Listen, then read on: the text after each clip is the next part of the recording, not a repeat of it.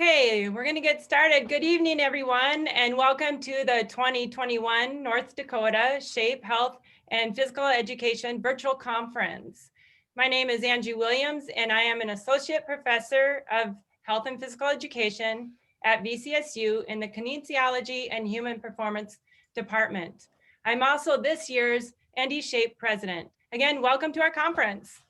We have an exciting lineup. We have 2 amazing keynote speakers and 26 fantastic presenters from across the US.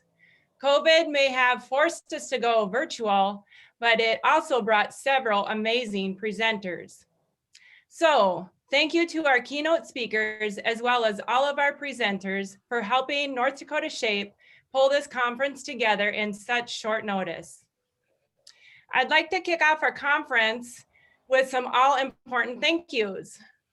First and foremost, I would like to take this time to thank our North Dakota Shape past president, Jason Steele, and Amy Hewer, our North Dakota Shape co-executive director, for reaching out to all of our wonderful presenters.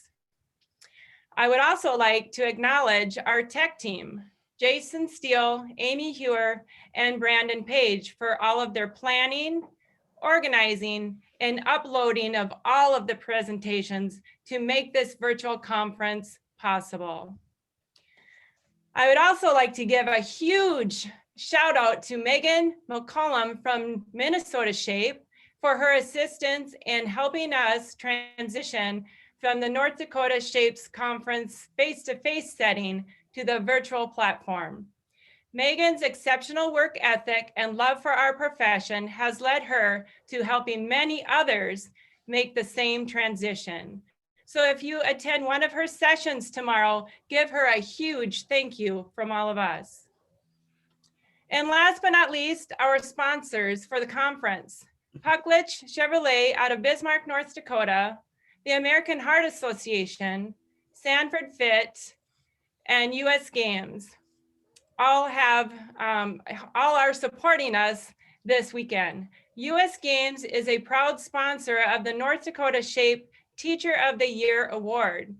Along with US Games, Open Phys Ed and BSN Sports are providing our award recipients with a zip pullover, a $200 gift certificate, a recognition banner, and a toy training webinar. So again, thank you to all of our supporters for your continued support.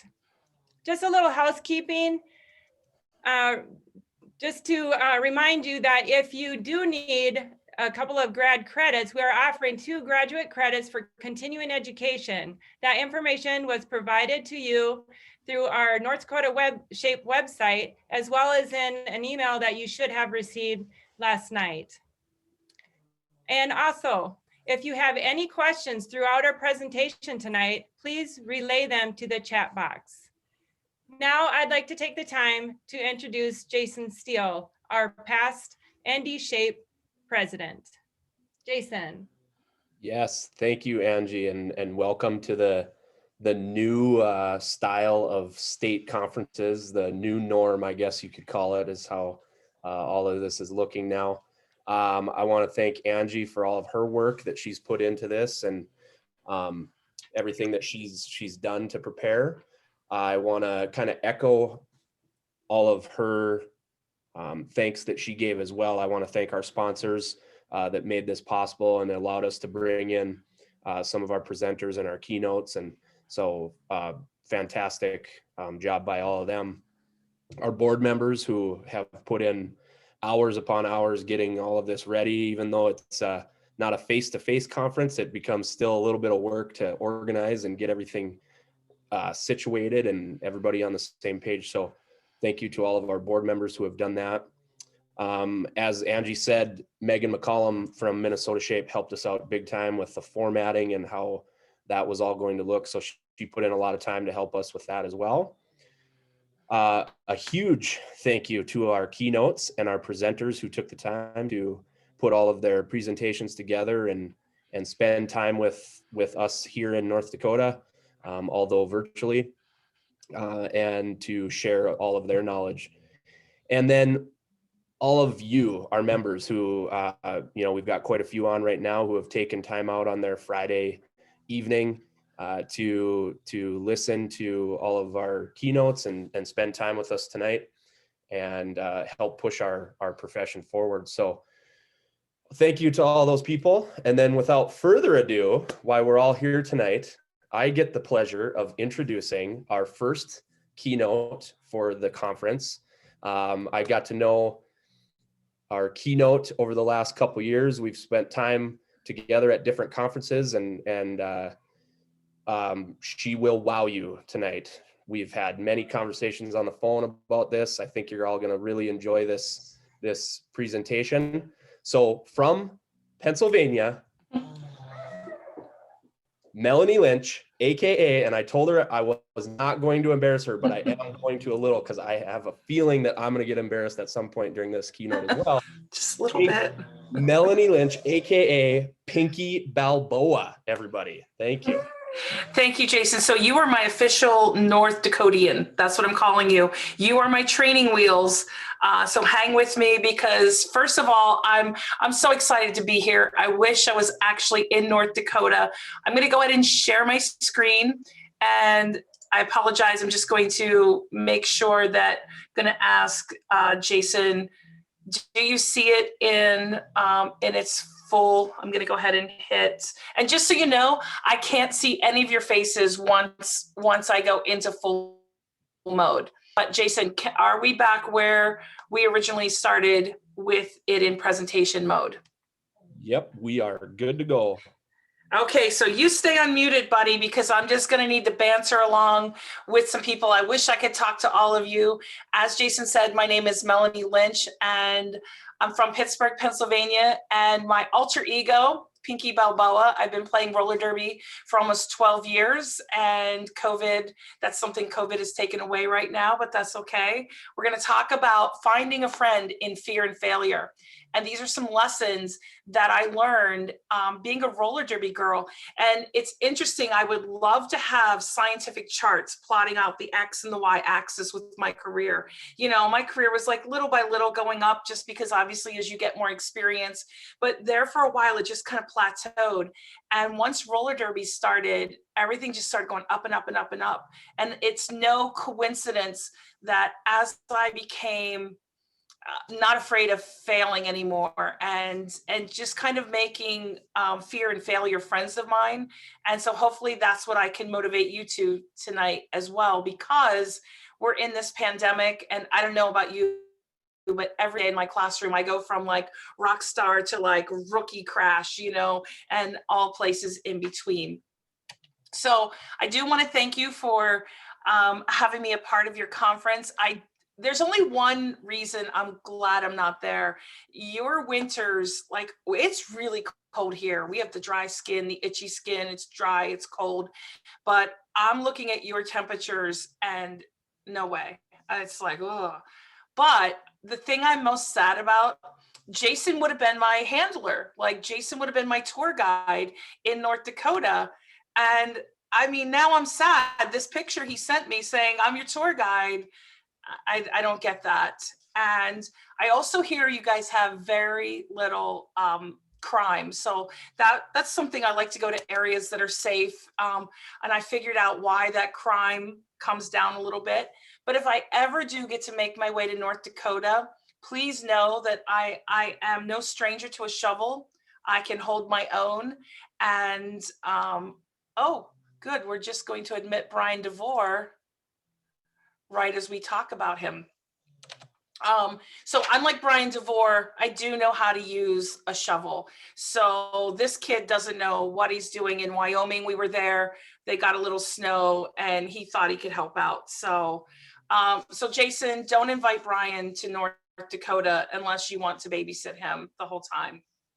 So I'm going to go ahead and get started. Just telling you a little bit about me. As Jason said, I play roller derby.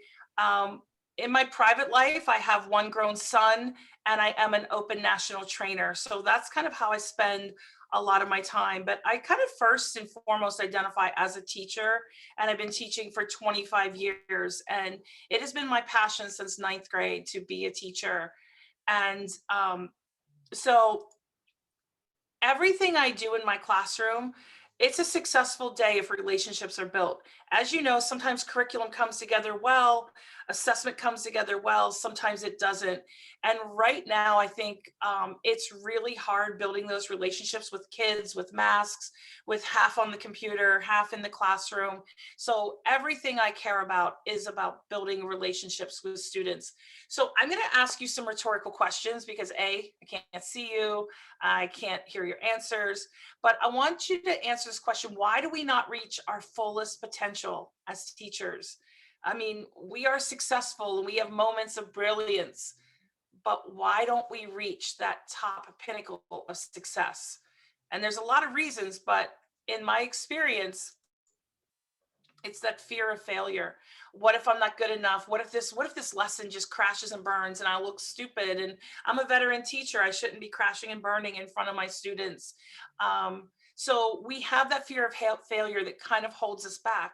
But then I'm going to flip the question to kind of something very similar. So then why don't our students reach their fullest potential as students? And I think you can see where I'm going to go with this. And it's for the exact same reason. So we've got to build classrooms that are safe to fail. And I have new students. They're about 2 weeks old now. And that's all I'm working on right now is relationships and getting them and pointing out the obvious and telling them, I want you to fail in here. It's safe to fail. So I want you to think about this presentation. How can you take these concepts tonight, adapt them into your own classroom, into your own gymnasium, into your own work setting, and get yourself to the highest level of success that you can, but also bringing those students or the people that you serve along with you. So last rhetorical question for the night, and you're not going to obviously share this with anybody, but I want you to imagine that I have little magic powers. I'm your little wellness fairy. And I can grant you one professional wish. So what I can grant you is if you try out on this bucket list, this one thing you've always wanted to do, but for whatever reason, you've never taken the steps to do it. And I'll guarantee you success. All you have to do is put in the work.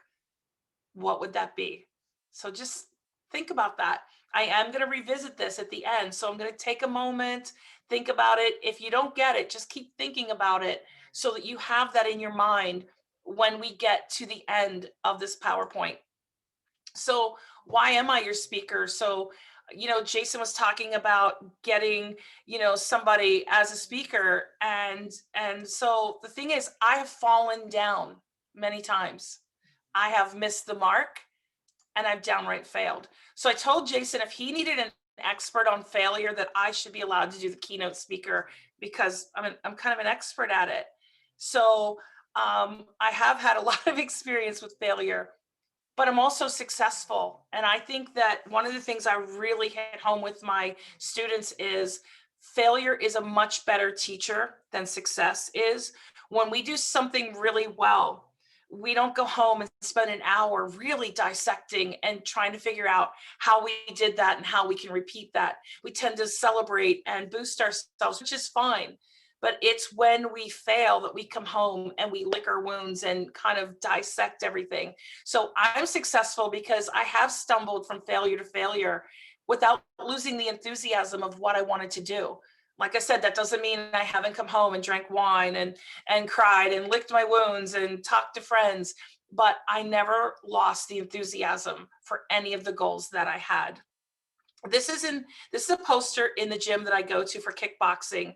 And even though I feel that I'm a successful person, I love to keep this in mind. Success is never owned, it is rented, and the rent is due every day. So here I am with North Dakota and my rent is due. And I'm like,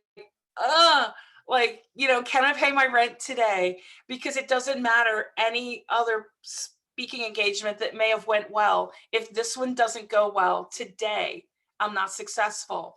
But again, if I do end up failing, well, first of all, Jason will probably hunt me down, but I will like kind of like learn from that, like what went wrong and what can I do better the next time. And it's so hard because we want a roadmap to success, but it's like which way, right or left? If I go right, is that success? And sometimes there is no genuine fork in the road. We just have to figure these things out. And it's not the end of the road if you hit the failure path. Again, relish that, say thank you very much, can I have another? Because knowing you're going to be the most successful person possible the more failure you have under your belt. So if you're having failure in your classroom right now, just look to the Lord or whatever you believe in and say, oh man, there's going to be so much success coming my way because there's been so much failure. Oh, Jason, look at that cute kid. What do you think about that? In that 1970s dress.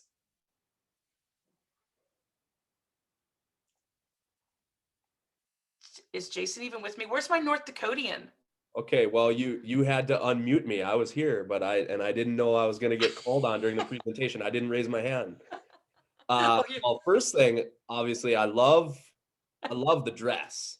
Like I think that's probably the style again now. Like if a kid wore that today, I mean that's cool again. And the haircut.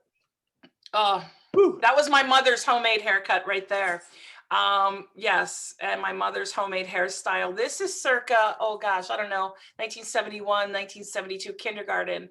And as you guessed it, this is little Melanie Lynch. And this was a really sad time for me because my parents were fighting all of the time and they ended up divorcing this year, that particular year. And so I was really sad because my dad was no longer in the home.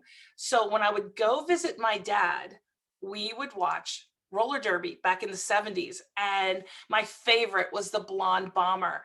Now, I don't mean to be disrespectful to my dad, but he's kind of like old school where, you know, women make the sandwiches in the kitchen. And my dad told me that I could go to college to find a husband. Not, oh my gosh, you're smart, you could do anything you want to do. So my dad, when he would talk about these derby girls, he talked about them in the same respect that he did with the Pittsburgh Steelers and, you know, other male athletes. And so because my dad had admiration for them, of course, I wanted to be a roller derby girl because I'm a daddy's girl and I wanted him to look at me the same way and talk about me the same way he did with these roller derby girls. So I had this dream from the time I was 5 years old to be a derby girl. I didn't know how, what, where. I was only 5 years old, but that was my dream and it was locked in. And I want you to think about, obviously we know the science of brains, the frontal lobes are not developed yet, but children believe with all of their might. And they don't say things like, well, I wonder if I would get cut. I wonder if the uniform would look kind of funky on me. No, when 5-year-olds believe, I believe so much that not only would I play derby, I would be the best derby person and they'd probably have a TV show for me. I mean, that's how children believe. And I was no different. I had this burning desire and we would watch this roller derby. And think about some of the big lies that we kind of sell to kids: Santa, Tooth Fairy, Easter Bunny, Boogeyman, all of those different things. And 5-year-olds just truly believe. And so that 5-year-old lived within me for years and years and years. And I would often think about roller derby, but it had gone away. And then I remember seeing this movie, I think it was about 2006. And again, I'm thinking roller derby's not real. It's just something that's Hollywood. And I loved the tagline, be your own hero. That awoken the 5-year-old in me. And I was just like, oh, I would be so good at that. I would love to do something like that. Now, I saw this in 2012. I met a girl that was wearing this shirt. And that 5-year-old little girl was screaming and waving and clapping and said, what is this? What is this? And she said, oh, I'm on our local roller derby team. And I'm like, there's a roller derby team in my hometown. And she said, absolutely. And I just jumped over all logic, all reason. I was 2 months shy of 45 years old. I didn't even start using my own frontal lobes because the 5-year-olds started driving the car. I said, how do I get on that team? And she said, we actually have tryouts 2 weeks from now. She said, would you like to come and see a practice? I said, absolutely. What do I need? Skates? Let me get a helmet. She's like, whoa, calm down. You might want to come and see a practice first, see if you like it. She had no clue that this 5-year-old had lived inside of me for 40 years. And so on September 16th, 2012, with no frontal lobes whatsoever, that 5-year-old drove the car. And I just want to give you a little peek of what it was like driving to that tryout. No fear, none. I believe I can fly. I believe I can touch the sky. But then I pulled into the parking lot.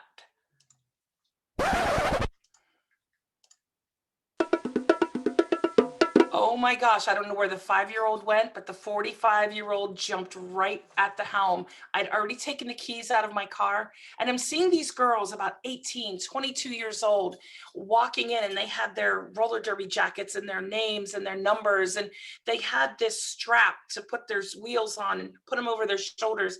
They had little bags that they wheeled around with light up lights, and it all just hit me. I can't do this. I haven't skated in, oh gosh, since high school. I'm going to get cut. My dream is going to be gone. There's going to be no TV show. I'm not even going to make the team. And that was so sad for me because I went to put the keys back in the car and I was hysterically crying. But the 5-year-old was like trying to hold my hand back, like, no, you can't. You have to go in there. But the 45-year-old was too scared. So something had to happen. I had to talk myself off the ledge. Sorry, my clicker is not working now. Uh-oh, we got some technical difficulties. There we go. So this poem was something that I had been teaching my students just that week in class. And so I want to read this poem to you because it's what really made me say, you got to get a plan, you've got to pull yourself together, and you've got to get into that skating rink. And it's called The Dash by Linda Ellis. And it goes, I read of a man who stood to speak at the funeral of a friend. He referred to the dates on the tombstone from the beginning to the end. He noted that first came the date of birth and spoke the following date with tears. But he said what mattered most of all was the dash between those years. For that dash represents all the time that they had spent alive on earth. And now only those who love them know what that little line is worth. For it matters not how much we own, the cars, the house, the cash. What matters is how we live and love and how we spend our dash. So think about this long and hard. Are there things you'd like to change? For you never know how much time is left that can still be rearranged. And bring home the last line. So when your eulogy is being read with your life's actions to rehash, would you be proud of the things they say about how you spent your dash? And I'm like, this is my dash. This is my dash. And so I thought about it and I was like, what is it going to be like when I'm older and I'm in a home and, 80, 90, 100 years old, whatever age that is. And I thought of myself being this old person. And I thought when I have people come to visit me, I don't want to be like, I could have played derby and I should have did public speaking. I didn't want to be a woulda, coulda, should have. I want to be that kind of person that says, did you bring the wine? I have stories. I want to tell you roller derby stories. I want to tell you about being an open trainer stories. I want to tell you about being a teacher. I want to have stories. And because of woulda, coulda, should have, it didn't seem like it fit with me. So all the woulda, coulda, should haves lying in the sun, talking about the things they woulda, coulda, should have done. But those woulda, coulda, should haves all ran away and hid from one little did. So I'm still scared. I've decided I am going to go in, but how am I going to get through this? What advice can I give myself? And I was thinking, what is going well in my life? And one of the things is I was in great shape. I was doing like 8 give back classes, which are like, they're kind of like, I don't know, I guess CrossFit classes. And I was doing 8 in 6 days, a couple of days in a row. I was getting ready, just for summer. And now the summer was over and I'd worked so hard. And so now I was in great shape. So my number one thing that I said to myself is, it's okay if you fail. And this is what I want to say to you during a pandemic, during whenever, give yourself permission to fail. Only you can give yourself that permission. And remember, fail only stands for first attempt in learning. So I said to myself, if you go in there and they don't want you because your skating is atrocious and you're just a big goofball right now, what are you going to do? And I said, I'm going to continue working out and I'm going to hire a skate coach. So if you want something bad enough, just give yourself permission to fail. Now, this is the first person that we started interacting with. He was our coach. And I think we all have been involved with coaching or playing sports or, meeting different kinds of coaches. And this coach said to all of us, there were 15 of us trying out. He said, if you want to make my team, I'm going to be looking on the floor. Those are the girls that I'm going to pick for my team. My ears were like saucers, like he's going to look on the floor because that's where I'm going to be at. I want him to look on the floor.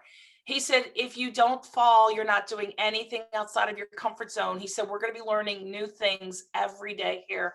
And he said, if you're too scared to go past your comfort zone, you're going to be too scared to play derby and I can't put you on the team. And boy, I just want to tell you what that did to me. I believe I can fly. He made it safe to fail. So he spent about 40 minutes teaching us how to fall safely. And our very first feat was to skate about 30 feet and jump over a cone. Now, I knew very well I could jump over the cone. It was landing on 8 wheels going in every direction, but it was so safe because he said, I'm looking for girls who fall down. And I was the first one to participate. I was like, I'll try this. And everybody was so scared. And I was just like, I've got to make this team and I've got to learn this because I'm older and I want to be on the ground a lot so I can make this team.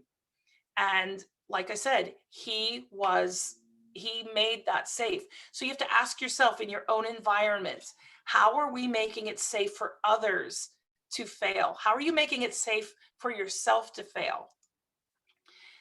Oh my gosh, look at that picture. My mouth guard was way too big, could barely get my mouth closed. But I was not the oldest. I was the second oldest by 1 year.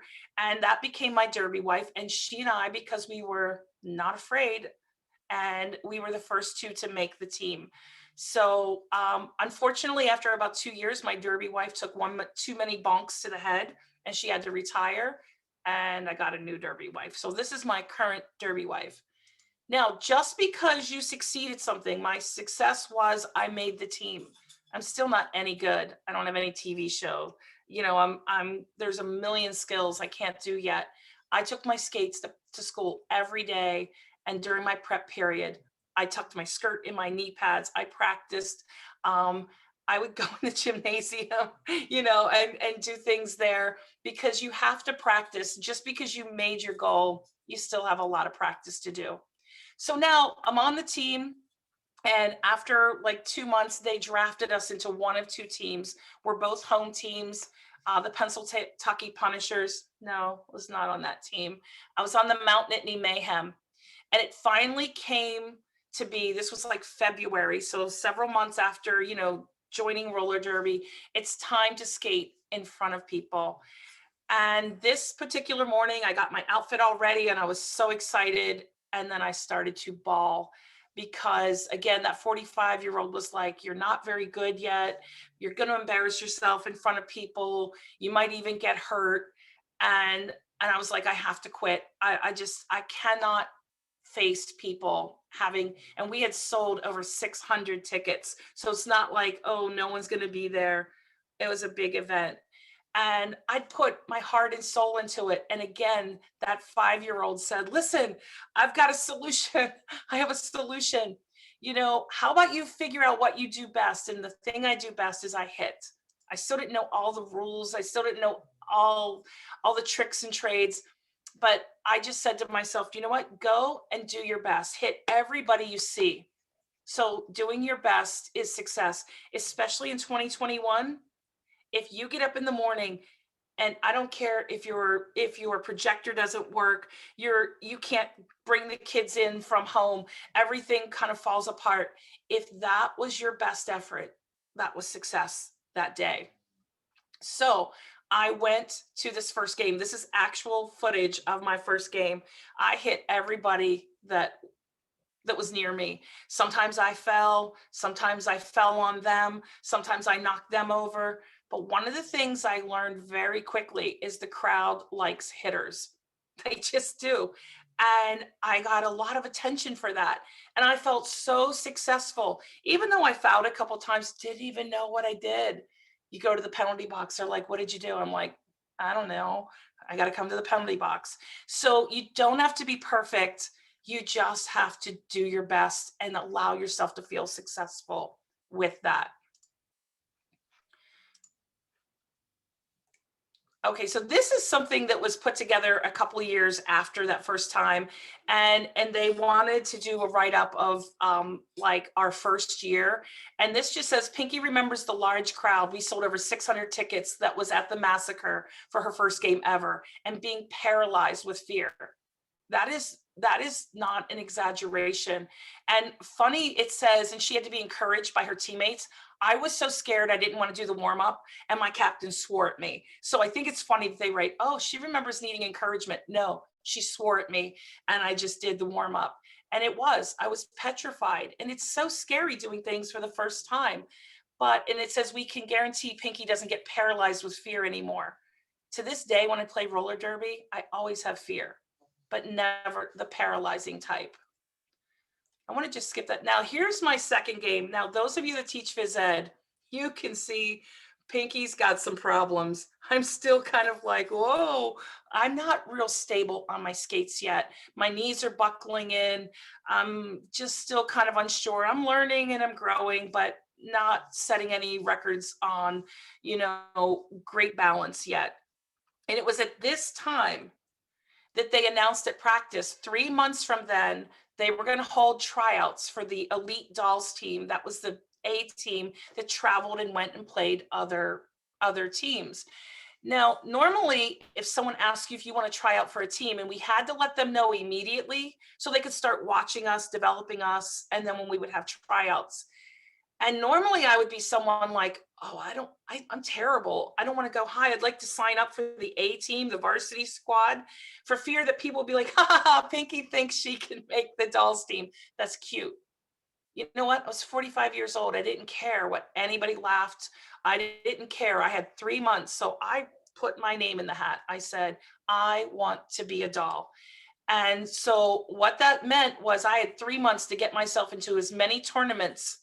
And I got my license plate, my cool license plate. I got new, improved skates, and I started working at roller derby 5, 6, sometimes 7 days a week, and traveling as much as I could. So if we want something and it means anything to us, we have got to put in the time.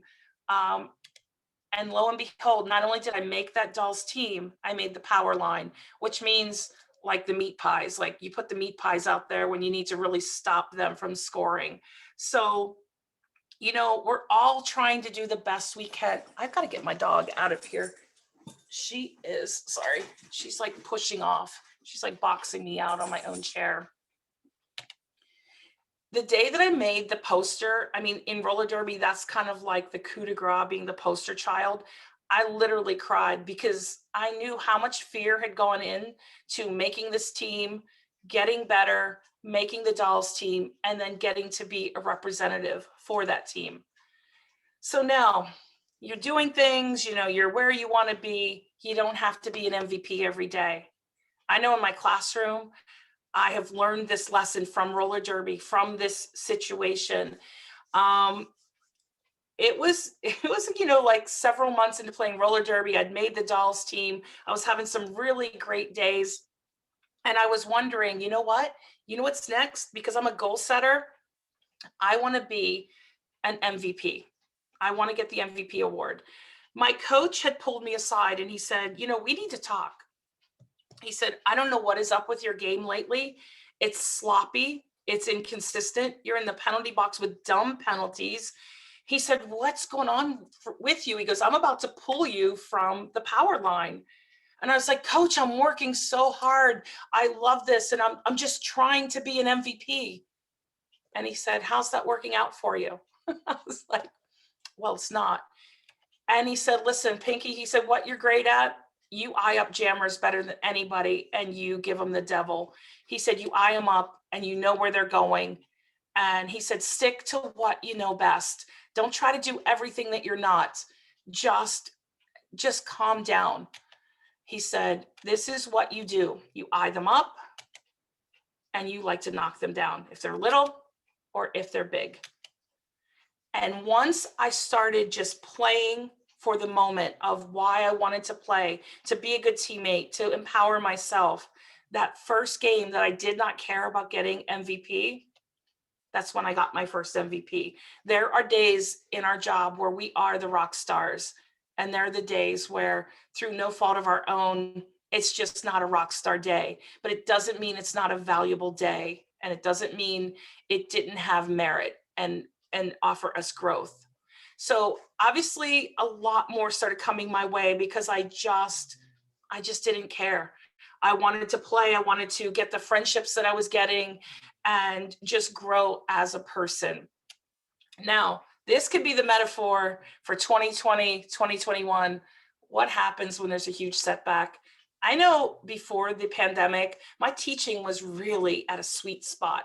Things were just happening and I was really happy with the way things were going.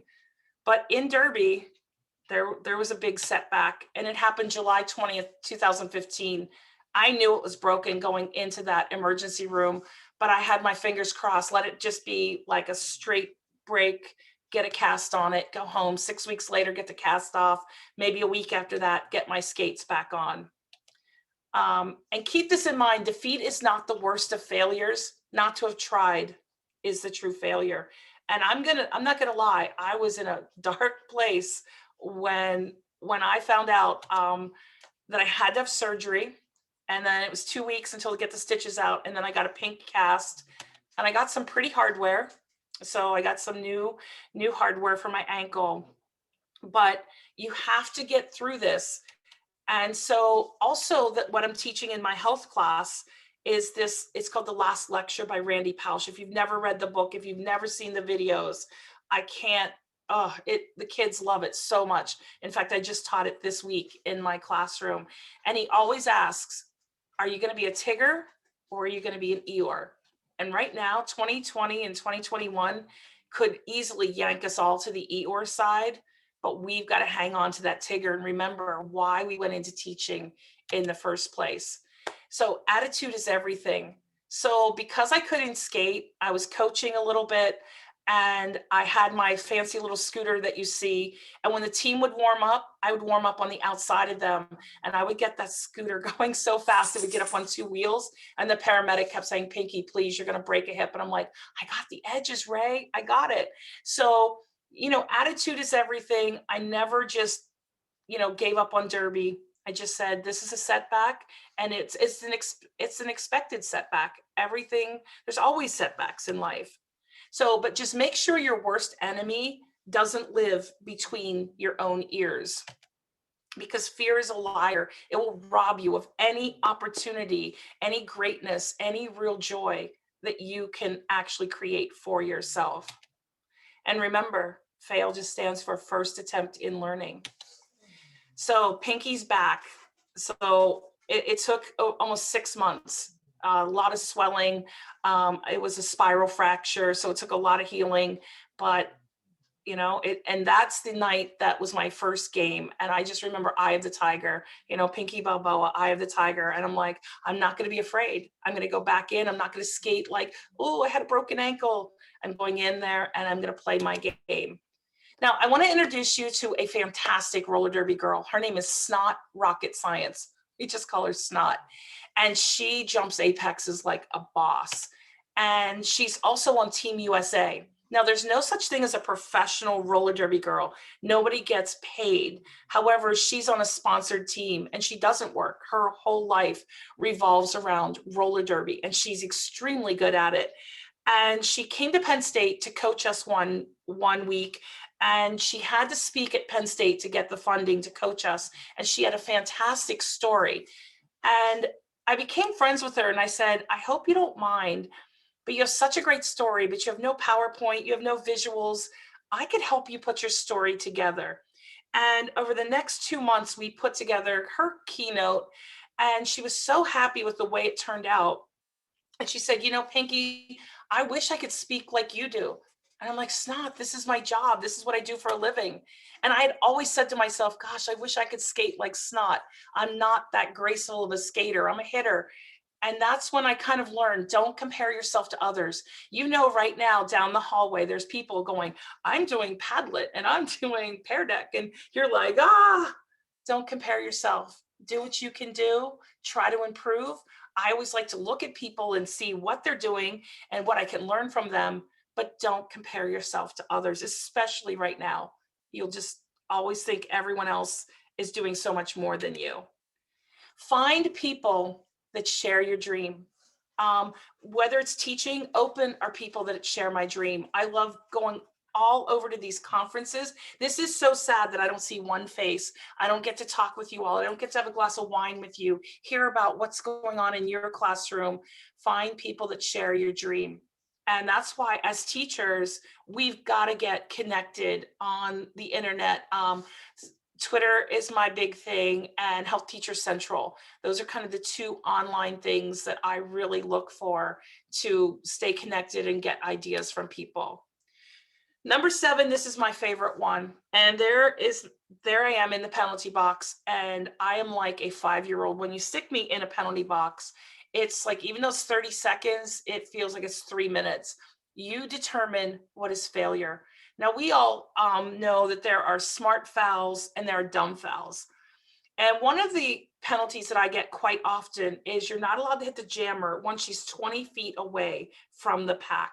So if I start chasing that jammer, obviously I'm trying to figure out where I am.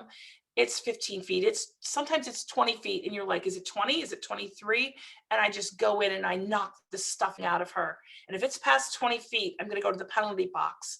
But if she can't get up and she has to call off that jam, I'll gladly sit there for 30 seconds because that's a smart foul.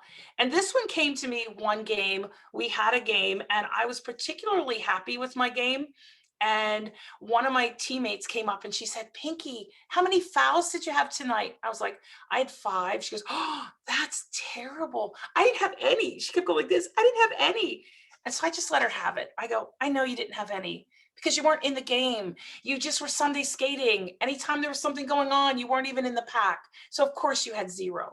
So don't let others kind of tell you what is success and what is not. Same thing if someone walks in your classroom. It may not be the most exciting lesson today, but maybe a kid that never participated for you and you're in near tears and you're like, this greatest day ever. And I walk in your classroom like, that was an okay lesson, but you think it was the best day ever. So you determine what is failure. Have a support system and fan club. Now, I can tell you, having a fan club is great. Having cowbells, having people wear pink and shout your name, that's fantastic. But what is really more important is the support system. Those people bringing food. I didn't walk for almost 4 months. So having people help me with my dogs and help me clean my house and just do things when I was down. So we all need those people where we work to kind of link in. And that's what Open does to me. They are my support system. Whenever I need to do something, I ask them for help. When I need encouragement tonight, I texted some of my best gals and I said, I'm so nervous. And they're like, you're amazing. You're going to rock it. We need a fan club and a support system. And my haters gonna hate, baby. I'm just gonna shake, shake, shake, shake, shake. Shake it off, shake it off. This was in the science wing of my old school, and we had a teacher who his alter ego was Mr. T. And he would always put papers up there like, I pity the fool who doesn't study for their chemistry test. And he would always have really funny sayings. So I'd always look at his door. And this particular day I'm walking by and I'm like, wait a minute. Mr. T versus Pinky Balboa, I pity the health teacher. I just interrupted his class and I'm like, Davis, you watched the movie, right? You know what happens. So obviously that's kind of a silly hater, but there's always going to be haters, and they're going to hate because they're too afraid to do what you're doing, and they don't want you to succeed. I always think of them as like the hecklers in the balcony, and I'm going to talk about that later of who those haters really are, but you've got to get past that. So number 10, let your fear work for you. About a year and a half into playing roller derby, and just so you know, everyone lines up and then the ref says 5 seconds, and after 5 seconds the whistle blows, and it's like a train wreck, and your heart is always up in your throat. And I remember asking my coach, I said, Coach, when am I going to stop being so afraid when that whistle blows? He's like, never, kid, you'll get killed. If you are not still scared at what you're doing, again, you're being too comfortable. But one of the things that I've learned about myself, like even tonight, I can perform when I have fear. It's just because I do it so much, and I go outside of my comfort zone, and I can just do things even though I'm scared. Because people always say, aren't you afraid to speak? Aren't you afraid to play roller derby? Absolutely. All of those things are scary. So Eleanor Roosevelt said, do one thing every day that scares you. And I think this is something I was most proud about. This is my group of friends at the bottom. There we are in Greece. And the two friends right next to me are husband and wife, and they're from Hungary. And they live in State College. And they invited us all to go to Budapest, where their home is. And I said, please, my number one bucket list is Prague. I want to go to Prague so badly. Can we go there? And they said, we don't have time. So I had two choices: fly clear to Europe, go to Budapest and come home, or take a train all by myself and go to Prague. And I decided that, because of this new confidence, I was like, you know what, I'm not giving up this opportunity. And I told my roller derby coach, I said, I'm going to be gone for 2 weeks. I'm going to Prague and Budapest. She said, why don't you contact Prague and play roller derby with them? I was like, what? He said, they have a Facebook page. So I contacted them, and it was in English. And I took all of my gear with me, and I went to a practice. I met some new friends. We had beer afterwards. Everything is so cheap in Prague. And that is something I could promise you I would have never, ever, ever done before getting involved in roller derby. Now, with any goal that we're doing, we need to take time to assess, is this goal still working for us? This picture, I can tell you exactly what's going on. It's at a game, and anytime the whole team is taking a knee, it's because somebody got injured. And I think the same two things every single time a girl gets injured. I say, I hope she's okay. I hope she just got the stuffing knocked out of her. And then I ask myself, is this still what you want to do? Because in roller derby, it's not a matter like if you get hurt, it's when you get hurt. And this picture was taken before my broken leg. And things are going to happen, but this goal still works for me. So, but I do take time to assess all of my goals and get rid of the ones that just no longer work for me. This is probably one of my favorite, I don't know if it's a poem, a saying by Teddy Roosevelt, The Man in the Arena. It's not the critic who counts, not the man who points out how the strong man stumbles or where the doer of deeds could have done them better. The credit belongs to the man who is actually in the arena, whose face is marred by dust and sweat and blood, who strives valiantly, who errs, who comes short again and again, because there is no effort without error and shortcoming, but who does actually strive to do the deeds, who knows great enthusiasms, the great devotions, who spends himself in a worthy cause, who at the best knows in the end the triumph of high achievement, and who at the worst, if he fails, at least fails daring greatly. So his place shall never be with those cold and timid souls who neither know victory nor defeat. I don't want to be that person.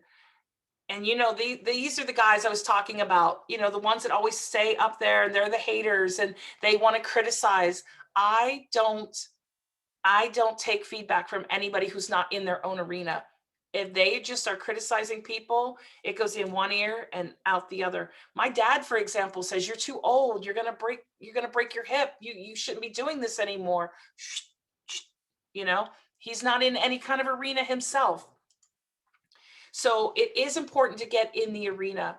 Now, this picture is so important to me because in the grand scheme of roller derby, there's obviously different skill levels. There's the recreational league, and they're like kind of dangerous. And we were kind of at that mid-level. Well, we were working hard, but we're not at that elite. We're going to go for the world championship. But we were climbing the ladder so quickly that they invited us to this tournament that was full of teams that were way above us. We had a team meeting and we asked ourselves, we're going to lose this game. And it wasn't being negative. It was like, it was just the fact. And we all agreed that this would be a great way to come together as a team and try something we had never tried. And I can honestly tell you, my entire team played so well. And we were crying afterwards. Yes, we got beat, but it was our best game. The score did not represent what we had done as a team. So this is going to play into this. This is Bonnie Thunders, my favorite roller derby girl of all time. She's also on Team USA. And she and her wife own a skate shop. They lived in Brooklyn and now they moved to Portland. And she is a world champion. They call her the LeBron James of roller derby. She's just this tiny little muscular jammer who also jumps the apex like a boss. And she was watching our game. And the next day I had my jacket on and I went up to her booth to buy new wheels. And of course she saw my name and she said, "You're Pinky Balboa." And I'm thinking, it's right there. She didn't say, "Oh my gosh, you're the best derby girl I ever saw." But the compliment she gave me like nearly brought me to tears. She said, "Oh my gosh, I watched you yesterday and I would never want to be hit by you." It's like, so again, you don't have to be everything to everybody. Get in the arena, do what you do. People will take notice. And she and I became buddies, and she really appreciated that I was a teacher and I'm a fan. I'm not going to lie. So she signed a picture for me. So figure out what arena you need to get into. Number 13 out of 14. Don't be afraid to ask for help, especially now. I don't care if you have Toy by your name. I don't care if you're an executive director. I don't care if you're a president of your state organization. Right now, we all need to kind of surround ourselves with other people and get help. This is something we would do about once a month. We would kind of circle up and whoever was at practice that day and just go around and say one thing that was going really well for us and one thing we were struggling with. And that way our teammates knew what we were struggling with and also what was going well, because if they were struggling with that, they could seek us out. Now, the last message that I have for you guys today is, and I've said it numerous times, life begins outside of your comfort zone. This gal was coming up on the inside and I just hit her and she's like just doing a turn. Sometimes when you're going outside of your comfort zone, sometimes you're the windshield and all is great. And sometimes you're the bug. I have a lot of pictures of me on the ground, in the penalty box. It's okay. And I love this quote: "Our greatest glory is not in never falling, but in rising every time we fall."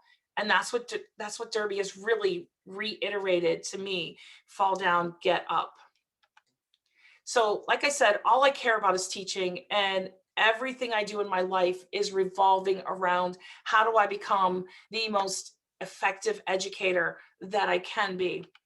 And so it goes back to that comfort zone. If you're comfortable teaching, you're probably teaching the same thing over and over again. When you walk in with a new lesson plan, you should have this fear of, oh my gosh, do I know how to use this technology? Or will kids like this? And go with it, because you know what? Some of them are not going to work. But then remember that failure is going to be a better teacher than the success any day of the week. So just in wrapping up, like, how has this affected me? First of all, I think it's given me wings. I really do. Again, it's not that I'm not afraid of things. There are things that I can just do because I'm like, it won't kill me. If you've ever read the book, Who Moved My Cheese? That was written for me. Prior to roller derby, I was like, if it's not broke, don't fix it. I would never travel before I had GPSs. I was just a really scared kind of person unless I was part of the crowd. 3.5 years ago, I sold my house. I packed up my classroom, my house after 27 years, and I sold it, came to a new school. I moved 2.5 hours away, new grade level, new curriculum, new derby team. If derby hadn't happened when I was asked to be an open national trainer, I would have froze and said, I can't do it. It's too much pressure. Have you seen the rock stars that wear the open? I would have been like, oh, it's not for me. So I would just hope that by the time you're done listening to this, that you feel so empowered that you feel like you can do anything you want to do. But I think my favorite is being a role model for the teenage girls, them coming to my roller derby, making shirts, making signs, saying, you're really BA. It's like, oh, thanks, and they said that I hope I'm still doing something cool like this when I'm your age. And they don't mean that as an insult. I take it as a great, compliment. I love working with children, and when the kids, they want signatures, and when they see us skating in the parades, they come out and they want to hug you and they want to participate in halftime show. But honestly, that little piñata, the sick thing is, I kind of like it when they hit me. I really do. That is the thing I love about Derby, plus all of the friends. And what's really interesting is how Pinky Balboa was so compartmentalized from Melanie Lynch, and how she's kind of come over. And Shape America did an article on it. And a couple of years ago, I got to fly to Wisconsin as Pinky Balboa for a skate company, and they would pay my flight if I was at their booth. And, and I did a speaking engagement over there. So, and it's weird because at first I just relied on Pinky to be the tough one, when really she's part of me all along. I really think she's that 5-year-old fighter who was always much tougher than I am. So being 53 now, I don't know how much longer I'm going to chase and harass jammers, but when I leave Derby, it's going to be because it no longer suits my needs. And I'll be 100% honest. I haven't had my skates on for a year because of the pandemic.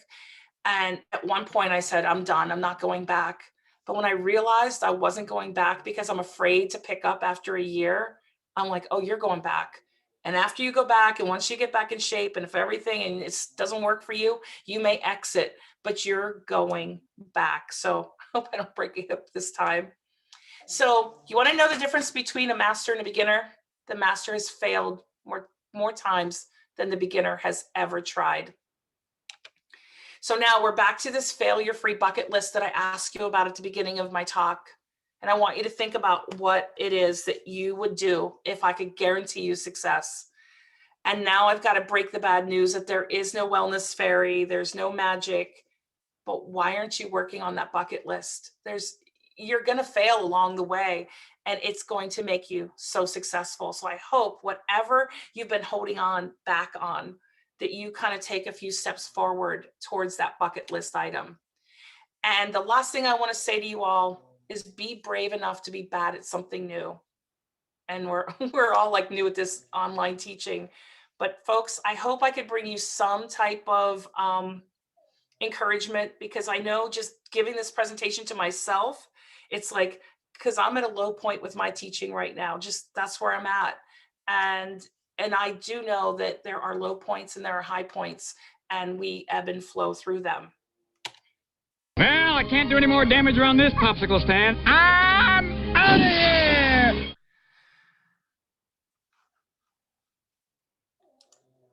All right, Jason, I am done. I can't hear you. You're muted, buddy.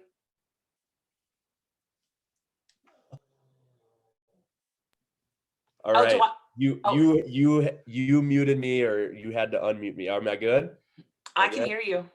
Okay, fantastic. So thank you. Yes, I'm applauding. I know you can hear me. I think everybody else is as well. I got to tell you, I'm listening. And I think I just kept going back to this during your entire presentation. I kept going back to a couple things. The first thing was, my wife always says, if it's meant to be, it'll be. That's how we ended up getting the house that we're in right now. We tried to purchase the house. Before we could purchase it, somebody else put an offer and it was accepted. And then 30 days later, it came back up. And then we put an offer in and we got the house. So it's meant to be, it's meant to be. And I believe that. I think it was very fitting that during your presentation, you use a quote from Teddy Roosevelt, who, I don't know if you know this, but spent quite a bit of time in North Dakota, is a pretty big North Dakota celeb. So from the Medora area, and had a ranch called Elkhorn there. So pretty fitting that you did that.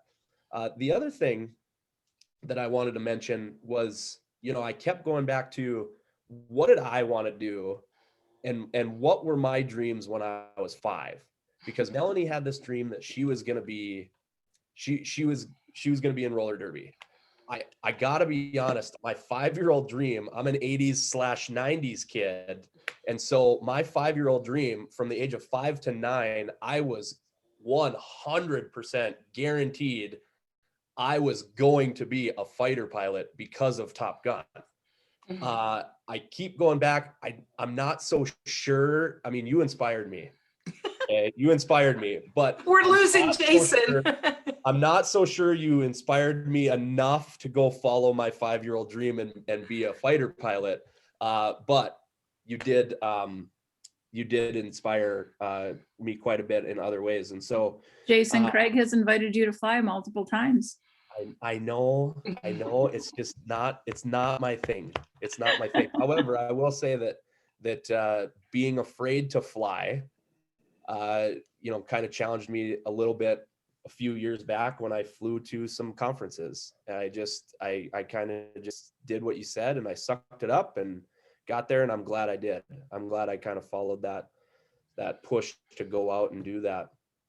And then I know that you mentioned you like to challenge yourself. You're afraid of a few things, but you never let it get the best of you, and you push through. And I know that you mentioned at the beginning that North Dakota maybe wasn't your in the winter, at least, to be your top destination hotspot. But I will tell you that if you do ever make it up here, I'm not inviting you in the summer. I'm inviting you in the winter, just so that I can get you out of your comfort zone and we can go out and get some ice fishing in. So I will take that. If you are my tour guide, like on the first slide, then I will definitely go out and ice fish with you, Jason. And I don't know if you can see the chat box now, but everybody's saying thank you. Brian DeVore sounds like he is in for some ice fishing as well. But remember, he doesn't know how to use a shovel. We would absolutely need a heated tent because it's 65 in Bismarck in September, and we had to find a restaurant with a fireplace.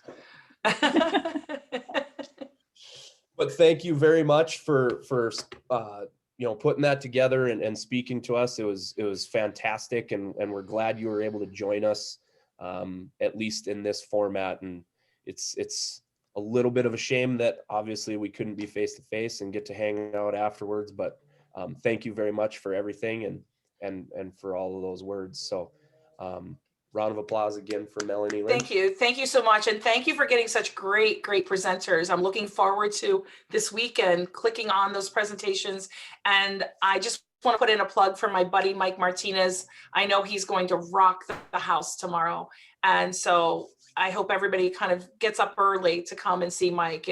You will not be disappointed. 100%. Thank you, Melanie. So we've kind of reached that point in the conference now where we're going to move into some presentations of awards. And so I'm going to kind of hand the microphone now back to Angie Williams. Hey, Jason, just one thing. I'm going to leave, and I want to make sure that that I'm no longer any kind of person that when I hit leave, it's going to make everybody else fly out. Okay. So I'm going to hand that over to Amy because I have absolutely no idea what to do. Right. Yeah, I just want to hit good. the leave button. Okay. All right. Thank you, Melanie. everybody. Have a wonderful conference. Thank you, Melanie. Thank you.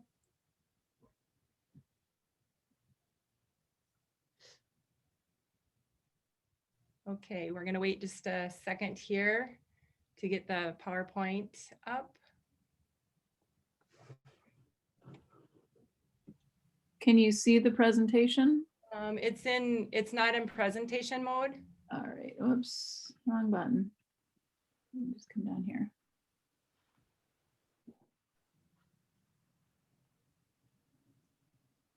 Yep, there we go.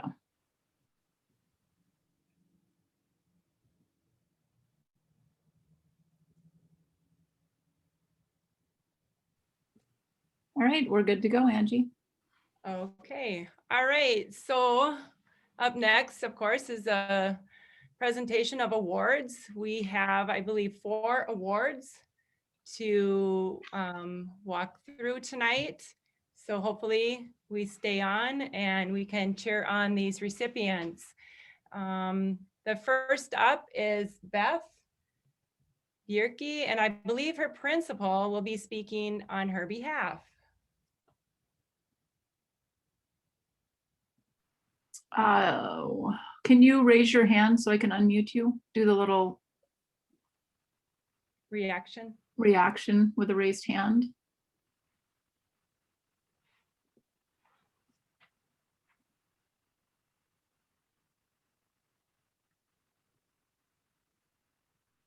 All right. Me or my principal? Both. So what's your principal's name? Maybe I can find. Sherry Bilden. I'm scrolling and I'm not seeing him. Yeah, I didn't see her on there either Or tonight. her, I'm sorry. Right. I know she just had surgery last week, so Okay. Oh, no, okay. So on the next slide, is there the write-up? Are you gonna do, oh, go right into Randy? No. Oh, Okay, there it is. no, I don't have the next slide. Oh, you don't, okay. Well, There. yeah, do you have the write-up on, Beth? Because I don't have it with me. Tammy, are you on? Oh, the joys of being virtual. It is. Let's see if I can find. Beth, tell us a little bit about yourself. What do you do in your neck of the woods in Grand Forks? my kids don't come up and get loud and interrupt me. They've been so good. I am in my 13th year of teaching at the Grand Forks Air Force Base. I have taught a combination of elementary and middle school PE, as well as middle school health. The last 2 years, I've actually incorporated a special topics class, doing a yoga and mindfulness class with my 8th grade girls, and it's been very positive, and I've just seen a lot of growth from the girls, and they look forward to it. And then, you know, outside of school, I am a wife and a mom of 2, and just love to be busy with them and be active, playing outside when it's not, you know, wind chill advisory for the last week and a half. And just being healthy and active myself. And I love being passionate about what I teach and putting it out there to my kids too, to have them living a long, healthy lifestyle. So. All right, great. Thank you, Beth. And congratulations on the 2020 elementary toy. All right, moving on to the 2020 middle school toy, Randy Bovada from Grand Forks. Okay, so I guess that's me. Randy started his PE career and coaching career with the Grand Forks School District in 1992. He taught elementary from 1992 to 2008. And in 2003, he was selected as the North Dakota Elementary Physical Education Toy. Since 2008, he has been a PE teacher and a coach at the middle school level. Between 2008 and 11, Randy was also the curriculum coordinator for physical education at the district level. And during that time, they received the PEP grant, which is awesome. Randy also served as a mentor through Shape America, as well as the North Dakota Teacher Support Network. In those roles, he helped beginner teachers gain knowledge and experience in various areas, as well as provided support for them for their day-to-day issues. And since 2000, Randy has taught at UND in various capacities in both the lecture and online formats. Randy is well-versed in mentoring, technology, curriculum, assessment, instruction, and professional development as it relates to the K-12 physical education and coaching professions. Congratulations, Randy. Okay. Next up You can go to the next slide, please. Next up, we have the 2020 administrator. And Jason, you will take over from here. Yes, so a familiar face. My administrator at my elementary school, Mrs. Renee Rudolph, is going to take home our 2020 Administrator of the Year. She is, I'm going to just kind of spitball this and hopefully don't embarrass her either. But, I got to be honest, we didn't start off on the right foot. We kind of butted heads a few times about different styles and everything. And but being the person that Renee is and the person that I am, we learned to work some things out and work our way through it. And since then, and I'm just joking, obviously, it was only like the first week where there was just like one little issue. But then after that, been a joy to work for. I always come to her with some different ideas and some maybe off the wall ideas. And she's always been very open to allowing me to do that and just kind of teach the way that I know the way that I know and feel is best. And she's always been very supportive of that, been very supportive of me to challenge myself and do some different things that, where I might have to be gone from the building and to step into the state president role of ND Shape and be an open national trainer and travel around. And she's always been very thoughtful to give me that time and very supportive of that. So Renee, I'm going to let you talk just a little. I know you said, I told you didn't have to, but I have to say a little bit because I am bombing this introduction, I feel. No, that's great. Well, thank you so much for this honor. I'm quite certain I don't really deserve it. However, I am very appreciative for it. A special thank you to Mr. Steele for this nomination. And I told him, what this means, Mr. Steele? Outstanding observations for the rest of the year. So, but anyway, I was an elementary physical education teacher and math teacher, and I always have held physical education close to my heart. And we've come a long way from the gym teacher to the physical education classroom, and that's because of all of you and all your great work. So continue your outstanding work, and thank you again for the honor, and just have a great conference. And I have to say, the one good thing about it being virtual is I know that Mr. Steele has a greater chance of staying out of trouble. So thank you so much. I knew I'd get embarrassed just a little.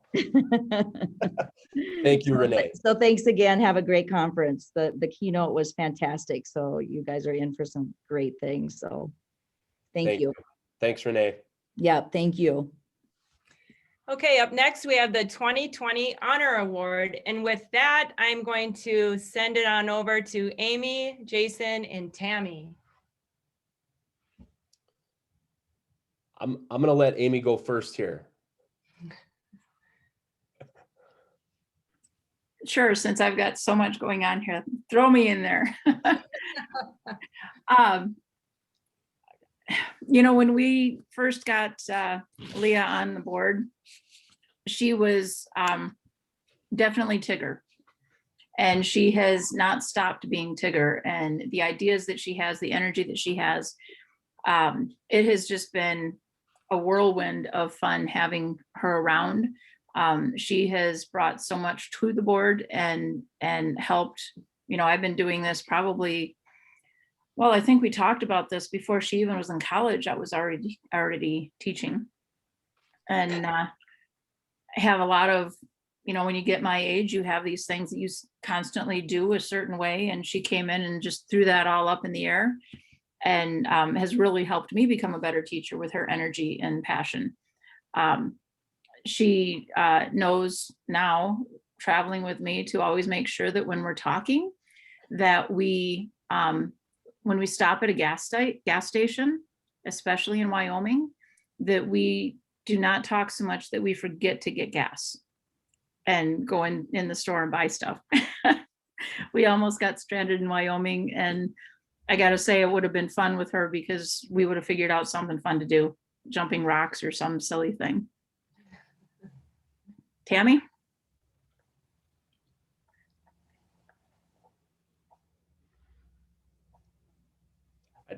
So Tammy's at a basketball game, I think.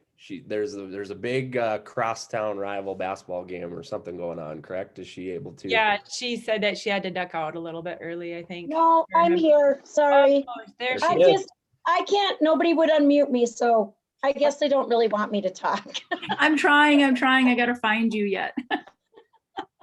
So I just have to say, yeah, I probably will reiterate a lot of what Amy has said. Leah is just a go-getter. She has been from the minute she stepped onto our board, and even before we actually got her onto the board, she was a go-getter. She's been a very positive, great asset to the North Dakota SHAPE organization. We've missed her this year because she actually hasn't been on our board. She was past president last year, so we've had a year without her, and hopefully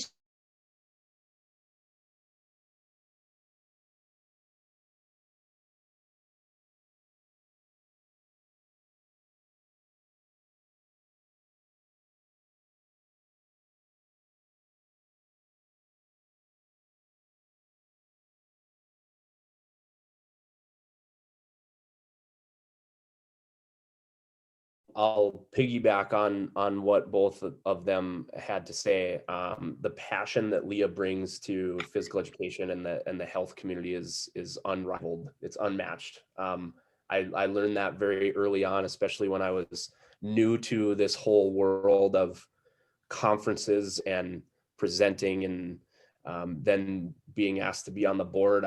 I didn't have any clue what was going on. I always joke that I got bullied into it by Amy and Tammy, and they made me do it. But I got out of my comfort level, like we had heard so much about tonight. And when I was confused, when I didn't know what was going on, it was Leah. And that happened quite often. I had no idea what was going on. I had no idea what I was supposed to do on the board, where I was supposed to be, when I was supposed to talk. Leah was always there to help nudge me in the right direction and help me kind of step into that role as well. And so I just want to say thank you, Leah, for all of that you did, and can't wait to have you back on the board. Congratulations, Leah. Thank you.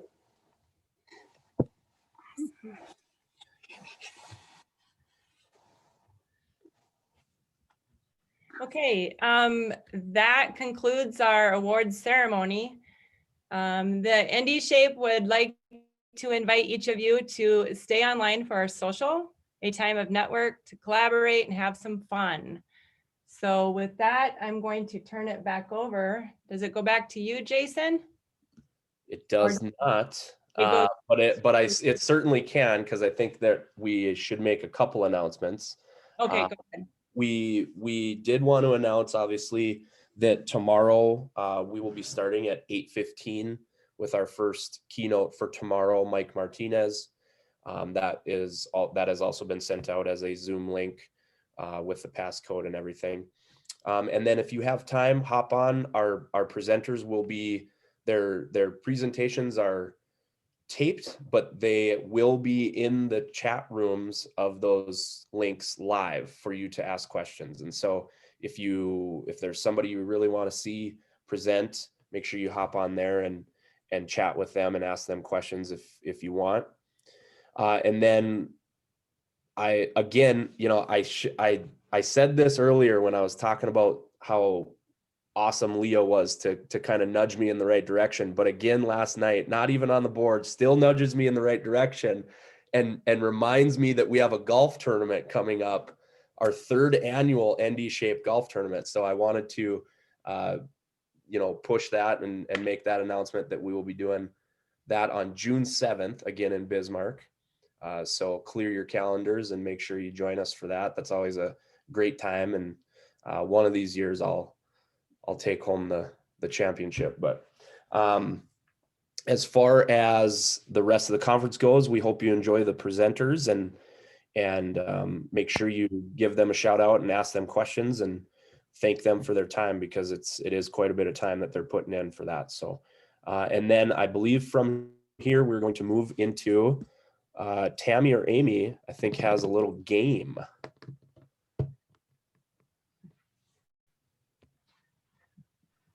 Yes, that's me. I'm trying to get it set up here.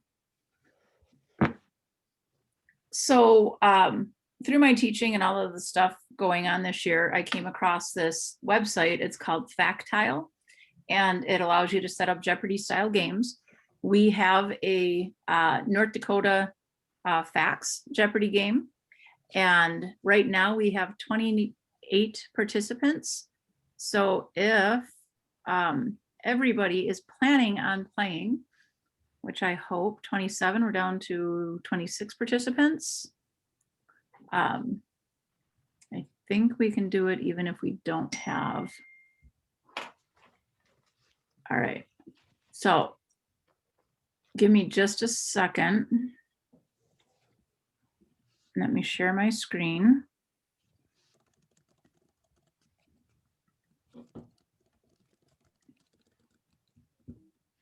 Okay, do you see the blue screen here, Factile? Yes. All right, so if you go to www.playfactile.com/join, I can also. Yeah, can you share it in the chat, Amy? Yeah, let me do that. No, that's not what I wanted to share.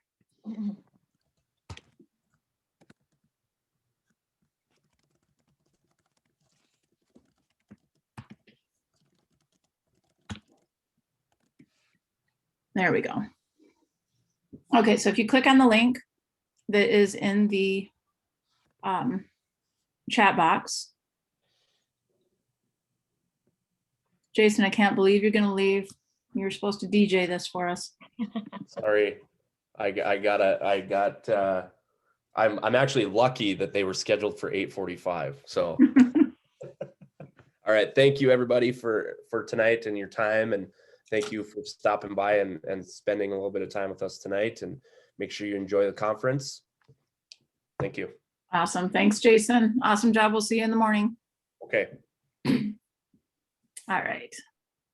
So as people start joining here, I'll kind of keep it matched up with the number of people that are in the meet still.